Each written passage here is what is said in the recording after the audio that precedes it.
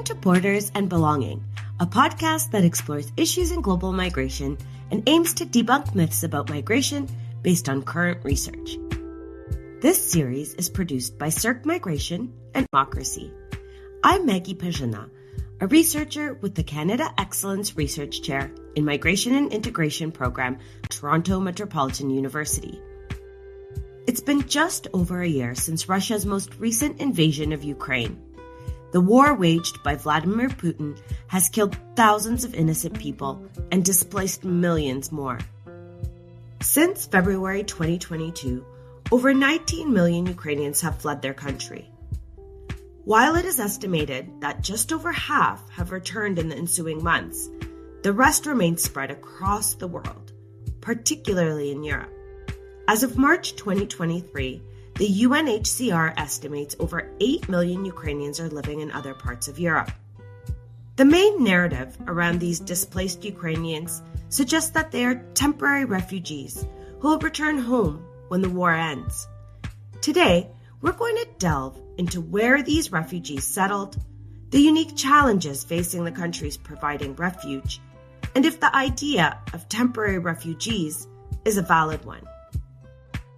But first, we'll hear from a couple in Poland who helped resettle thousands of Ukrainian refugees as soon as the conflict began in 2022.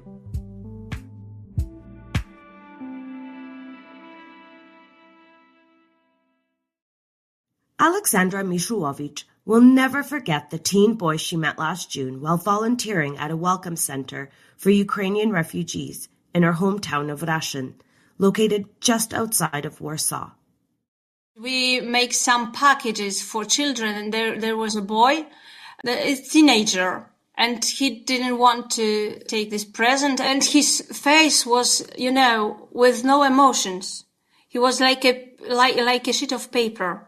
Her grandmother told, he just came from Mariupol, and he was really frozen, and we are near the airport here in Raszyn, and anytime the plane was starting, little children, 4-3 years old, were crying or were hiding. And they families told, you're safe here, you're safe here. This boy was one of the thousands of Ukrainian refugees that Aleksandra and her husband met since February 2022, when they banded together with their neighbors to support people fleeing the war. It was a cause they were committed to from the moment Russia announced the invasion. We were looking at it very carefully because we are really near of this here in Poland. And the day before, our president were in Ukraine, and we all have hoped that Russian won't do it, but they did it. And it was the moment when we starting to think what we should do in this situation. And the next day, we started to prepare to help because we knew that many, many people will come here. And it was some thought that in 1939, nobody helped us. And now we may fix something and we will do it different in this situation. Aleksandra curates art exhibitions for a living. Her husband, Michał, is a banker. Neither had prior experience resettling newcomers, but that didn't stop them. They dipped into their savings account, booked all their vacation days, and jumped into 12-hour shifts preparing for their new neighbors. For the first few months, they operated out of a sports center in town, alongside 15 other volunteers in their community. Michał says contributions came in from individuals, local foundations, and even some generous donors in Hawaii. We put together, maybe 20-something beds, sheets, and blankets to be prepared for people coming. People were coming asking what needs to be brought, so food, so clothes. There was a huge movement. People were volunteering to meet the refugees on the main train stations. And also there were lists to host those people in our flats, in our homes. It was quite spontaneous and self-organized. As people started streaming in, Aleksandra realized just how much every single donation counted. It was really, really awful because many people came with nothing. They went from their home, they took one suitcase or they didn't take it. And they come to us. We have many clothes and we put this clothes with the size and space and we helped these people to find clothes for them. After a few months based out of the sports distribution center, the municipality of Rashin stepped in and provided the volunteer group with 3 large shipping containers where they could store even more donations. One served as an office and food storage, another housed clothing, and the third contained donations for kids. But the community's efforts did not stop there. They soon realized they had to adjust how some things ran in the town in order to make sure their new neighbors felt safe. People came just from the battlefield and they were really scared, and it took some time to calm down. Even our fire station issued some communication when the sirens were going on. So before they were sending communiques on Facebook, not to be afraid, because either it was an exercise or it was due to some holidays, that it's not an airstrike alarm. The Miszułowiczes and their fellow volunteers ran the distribution center until September of 2022. They estimate that from April to September, between 300 and 500 people accessed their services daily. And while some of them eventually continued on to other parts of Europe or returned to Ukraine, many stayed in Poland, where they successfully laid down some roots. Sometimes people just came after several weeks or months, bringing some stuff back, because they started a job. They were able to pay for themselves, and they thought that they would bring back some food or some clothes so other people can use it. Today, the distribution center is no longer in operation, but Ukrainians continue to be a huge part of the community in Rashin. There are approximately 400 Ukrainian children in local schools. There's also an active Facebook group where people help each other out whenever the need arises. And through it all, Aleksandra says there's a deep sense of camaraderie. I really think that Ukrainians are great people. I met so many great people from them. Now Poland and Ukraine are like sisters. Many thanks to Aleksandra and Michał Miszułowicz for sharing their experiences in Rashin, Poland.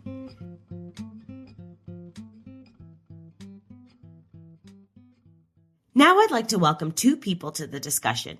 The first is Izabela Grabowska, professor of social sciences at Koźmiński University and director of the Crash Center for Research on Social Change and Human Mobility. And Yulia Kosyakova, professor of migration research at the Otto Friedrich University Bamberg and head of the research department at the Research Institute of the Federal Employment Agency in Nuremberg, Germany. Thanks to you both for joining me. Since the Russian aggression against Ukraine escalated in 2022, millions have fled across the border to neighboring countries. Some have returned to Ukraine, but many are staying elsewhere. Where did the majority of the refugees flee to, and why? Izabela, let's start with you. Majority of Ukrainian refugees or forced migrants seeking temporary protection came and still are coming to Poland because it's the neighboring country and we share some cultural proximities. They came in big numbers. Since the escalation started on the 24th of February 22, we experienced 10 million border crossings, 8 million return, exercise kind of circulation on pendulum migration, visiting their families, coming back to the families who they brought to Poland. So we see that the Ukrainian-Polish border is really busy. We see now that 1.5 million of these refugees stayed in Poland and started their new lives. Yulia? Yes, thank you. So what we observe is that following the numbers of UNHCR 4.9 million of refugees from Ukraine were registered to seek for refugee in Europe. And beyond Poland, the second country receiving the largest number of refugees is Germany, with somewhat over 1 million of refugees from the Ukraine since the beginning of the Russian invasion. The EU implemented the Temporary Protection Directive for Ukrainians fleeing to member states. Can you tell us what this designation means? So this temporary protection, it was developed already in the 90s, but first implemented to Ukrainian refugees.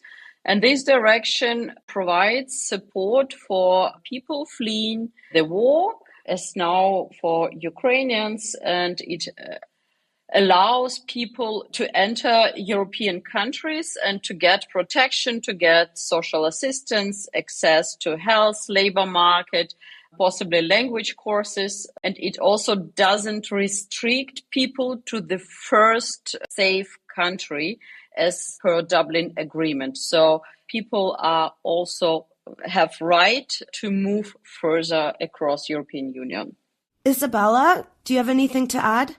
In practice, it meant that it gave opportunities for hosting countries, like for Poland, for instance, to get access to the mainstream public policies of Poland, which means the access to the social benefit system, the access to healthcare, the access to public education, the access to labor market policies.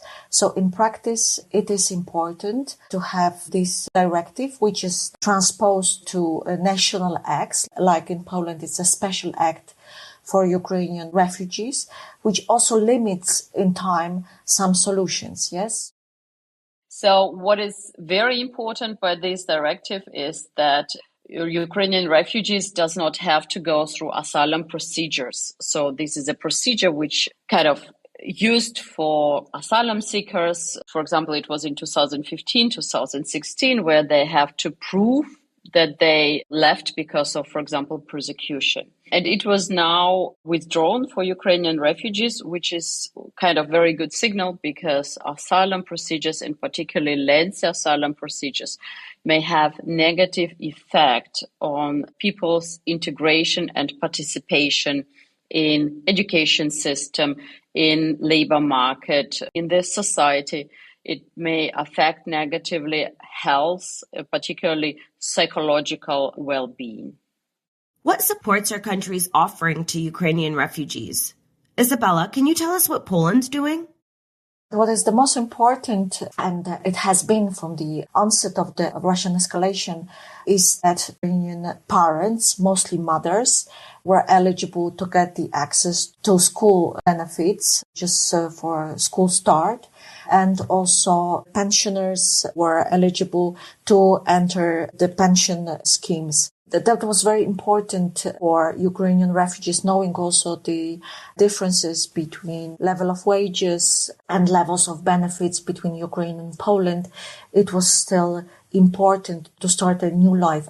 Another support was from public employment services, that Ukrainian refugees were offered service from labor offices, and other institutions offered language courses. And this is the biggest issue for now, to be in the labor market and not to lose qualifications obtained before, because still, despite proximities between Ukraine and Poland, the language is different. Even sometimes it sounds similar, but is different. And alphabet is different. Ukrainian is Cyrillic, Polish is a Latin alphabet.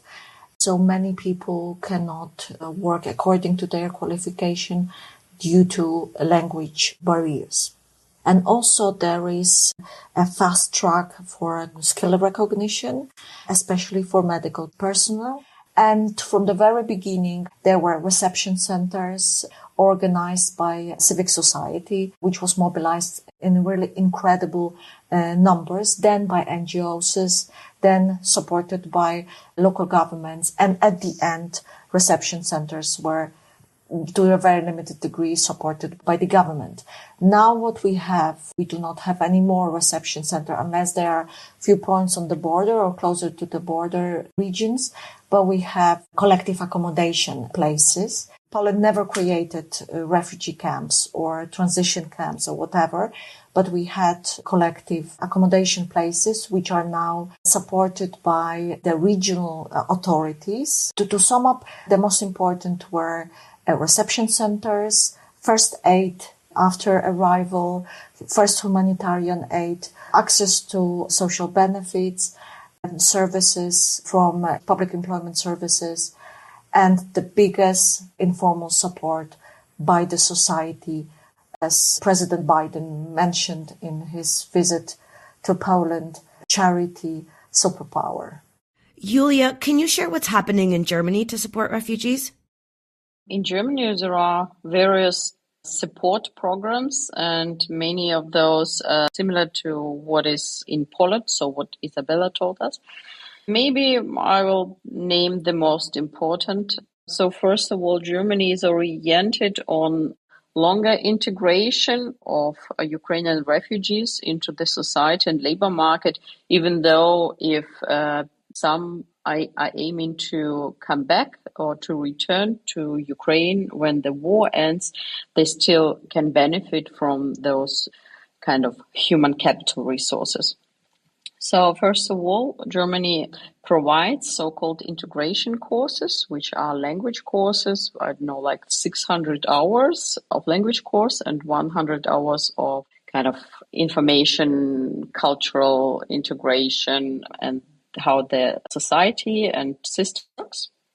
And these courses are for free and really very important for labor market integration. So kind of participating or completing such measure is associated with increased labor market chances.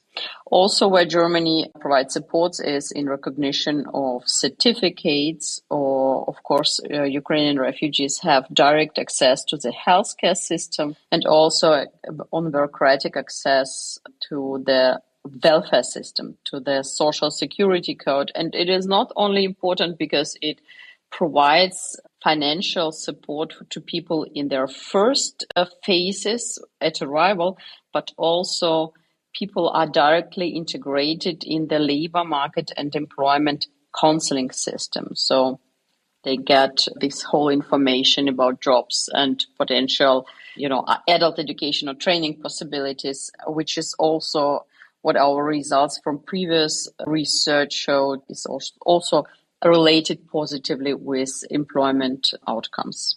Unfortunately, Germany labor market is not so flexible as in Poland, and we do not have so fast recognition of certificates. This is the drawback here. Women are much less well integrated into the labor market. So what we see is that employment rate of men increases over duration of stay. Like 6 months since after arrival, it increased to 24%, while we do not observe any change for women. So it stays on the level of 16%. And this is driven a lot by family care obligation and the lack of childcare infrastructure for children. About 90% of those escaping the conflict are women and children. How does that factor into the support needed in settling these refugees? When we look on the situation of children, the children in the school age are by far best integrated into education system in terms of having access and visiting education, which is less the case for children below age of 3, and with lower age we have lower access to the childcare or education system. But even for children of the school age system, I'm a little bit critical on that because they are put in these so-called welcome classes, and they are not really, or at least it varies by region in Germany. And myself, I have my sister and my niece arrived from Ukraine, and their sons both go to schools in Germany, and they are in these welcome classes where they generally are with other Ukrainian kids and do not really learn German language and do not really integrate in the education system. So in my view, it is very critical. But generally, when we talk about women with children below age of 6, there are a lot of issues because particularly these women have less access to integration courses, so to language courses. They enter those courses much later. And this translates, of course, into their labor market. They are less present in employment. They do have less social connections, and there are kind of generates a lot of pressure and stress for these women. Indeed, many of refugee women came with children of various ages, from preschool age, primary school age, and teenagers and high school. And this involves variety of different problems. Those who came with preschool age children were, of course, embedded into the public kindergarten system quite quickly. The preschool care, it's well developed in Poland, especially that women arrived in big cities like Warsaw, Wrocław, Poznań, Krakow, where the infrastructure is there. The problem for women was that they needed to pick up children quite early, between 3 and 4 during the day. And in Poland, it's not very popular to have part-time job. If you have a job, it's full-time job. So it's usually 8 hours. So they said that the biggest challenge for them is to combine the time they need to pick up their children from creches or kindergartens and the time when the job ends. And they are still kind of struggling with that. Another issue is for school children, and there are plenty of challenges because Polish education system has not been prepared for such a sudden inflow. Suddenly in the educational system appeared last year 400,000 extra pupils, and we know with the accumulation in big cities.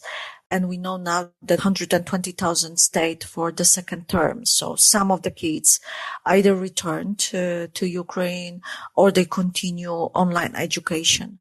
And then there are children who are teenagers and, for instance, they arrived before final exams. Imagine that you need to turn from primary school to high school or to take the final exam. And you don't have the language, you go into the mainstream, so you're obliged to do that. And there were the challenges which were enormous, both for children and for their mothers who were here, because they couldn't help them to prepare for their classes.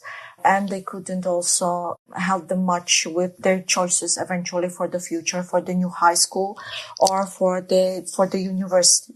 So these are the problems. So we do not think about in details, but really schools take a lot, because it's not only integration into the education system, but it's integration in the wider sense, because parents also integrate through schools. So it's unaddressed issue in Poland, and we need to have big discussion and more funding going directly to the educational system. The narrative around those fleeing the war is that they are temporary refugees. History shows a different story. Many Ukrainians who fled when Russia invaded Crimea in 2014 never returned. They created new lives in neighboring countries and stayed. Can you see the same thing happening now? I think it is too early to make such conclusions. What we observe, at least for Germany, from our survey, is that roughly 1/3 are planning to stay in Germany forever. 1/3 planning to return to Ukraine by the end of the war, and 1/3 are still uncertain about their plans. But what we also know from the research is that people who, with their longer duration of stay in the destination country, are likely to change their intentions, and with progressing integration into their society, they are more likely to stay for a longer time. But still, I think it is important to say that this whole uncertainty connected to to the war and the outcome of the war is affecting people a lot. So what we observe is that people who are aiming to return to Ukraine, they are, albeit, are more often in the labor market, so they are more likely to be employed, but they are less likely to invest into German language, which is, of course, not surprising if we think that people just want probably to earn quickly money and then leave the country, and they don't see the benefit of investing into complicated and challenging German language. What else is important is that those with less certain prospects of stay, they show more pronounced health issues, psychological health issues. They have fewer social contacts, particularly with native populations, so with Germans, which is probably also can be explained in terms of this investment into social capital. Right, I think this is the most important messages regarding that certainty. Isabela, anything to add? The returns will be proportionate to the scale of damage of the country, to the scale of the destruction of the country. And what we can observe now, there are intentions for staying or intentions for going back. And what's the latest survey shows that 45% want to stay in Poland, while every third Ukrainian refugee wants to return as quickly as possible. This means that what is expected, yes, that the longer the conflict will be lasting, the more people will be building up their lives and the more difficult will be to return. But that doesn't mean that they wouldn't participate in rebuilding Ukraine, because we know that diaspora is a powerful entity and they can do a lot even not returning. Some of them will postpone their returns, yes, staying longer beyond the end of the war. Some of them will stay for good. So I think at the end of the day, there will be normal migration processes, also circumstanced by the legal developments, yes, because now we have this temporary protection, but we don't know what countries will come up as a next step after this temporary protection. So I think that a big part would say, like half, maybe 40%, some of them will come back and some of them will come back to the normal business circulating between Ukraine and Poland and living here and there. Do you feel the response to the current influx of Ukrainian refugees is different than other waves of refugees seeking safety? Yulia? Yes, I would. Very short answer is yes, that in terms of response of European Union, but less maybe the response of Germany. So refugees of 2015 and 2016 had more challenges in Germany in regard to the asylum procedures. So they had to go through these lengthy asylum procedures, which are consequential for later integration and participation patterns. They were distributed to the first place of residence and had to stay there even after recognition of their refugee status for additional 3 years. This was also had negative consequences because they were overproportionally distributed to structurally poor regions with less opportunities, and this translated into later labor market risks and challenges. Many of them had also no direct access to the healthcare system because in Germany, each federal state can decide whether give access immediately to the healthcare or after asylum status is recognized. And you can imagine those who went through longer asylum procedures kind of had to face a lot of bureaucratic issues to get support by the doctor, and so on and so on. But also probably we can talk about this welcoming culture. I mean, it was very pronounced in both cases at the beginning, and by refugees 2015 and 2016, this positive welcoming culture reduced over time. For Germany, what we observe, it is still there. So just, I think today there was a new report by colleagues which showed that support by Germans is still on a high level. So there are barriers, and on the European level, if we think, then I would say for Ukrainian refugees, the response is much more positive and much more welcoming and much more open. At least it was at the beginning. What I think we should try to avoid is that we have now this double status, or get bad or good refugees in European Union and Germany.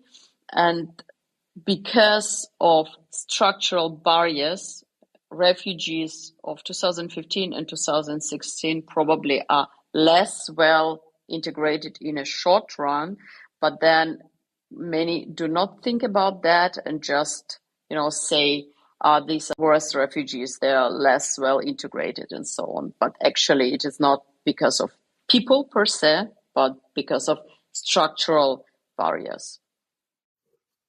Yes, we need to acknowledge that we have in the European Union double standards. That's, of course, not very fair, but knowing the situation which happened on the borders of the European Union, this brought these solutions and this reality we're in.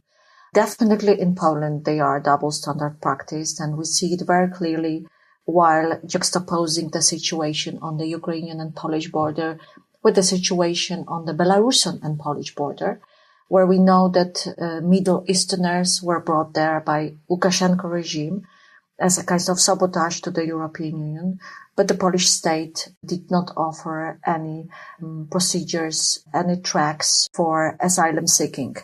The situation is extremely different, with access to the mainstream policies and benefits and solution to Ukrainian refugees. So there is double standard in terms of treating refugees from different parts of the world, we have great testimonial for that, while comparing or juxtaposing the situation on the Ukrainian-Polish border, where everyone is welcome and favors the benefits of the Polish state, and with the Belarusian border, where everyone is put on hold or even pushed back. And we are talking there about Middle Easterners who were brought by Lukashenko regime to sabotage the European Union, but still human lives are at stake. So there are double standards indeed. Looking to the future, what do you see happening to these refugees? I think it is very difficult to look into the future. In the best case scenario, the war ends tomorrow and people have the opportunities, those who want to come back, have the opportunities to reunite with their families, to go home, to rebuild their country. With the ongoing conflict and ongoing damage, I wish people from my country to be well integrated, be well welcomed there where they are, and to get the whole support which they require. What I can imagine that in Germany, there will be a pronounced share of those who will stay forever. And given the current investment of the German state and current support oriented on longer-term integration, I would forecast probably that the integration into the labor market and society will progress slowly, but it will achieve a constant level. You will never have 100%, it's never the case, but the biggest majority, they will find their place here. There will be a kind of normalization of migration flows and migration processes because, as I said, some people stay roughly maybe 40%, especially those who found their place in the labor market and the quality of their life is higher and they can better utilize their human capital. Some of them will come back, and some of them, like before the war, 1 million Ukrainians already was in Poland. So some people will circulate and live here and there. So I think that we will come back to kind of business and as usual with giving opportunities people to choose where they can live their lives the best for given circumstances. So I would say that, of course, the future is unknown, especially that we don't know when the war ends.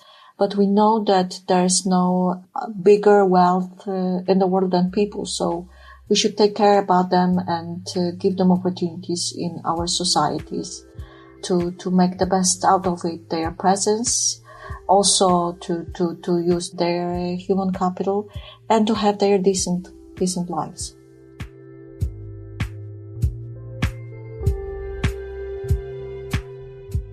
Thanks to Professor Izabela Grabowska and Professor Yulia Kosyakova for joining me today.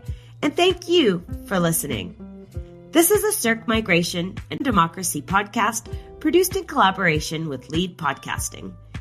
If you enjoyed the episode, subscribe to Borders and Belonging on Apple, Spotify, or wherever you get your podcasts.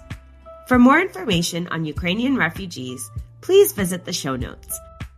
I'm Maggie Perzyna. Thanks for listening.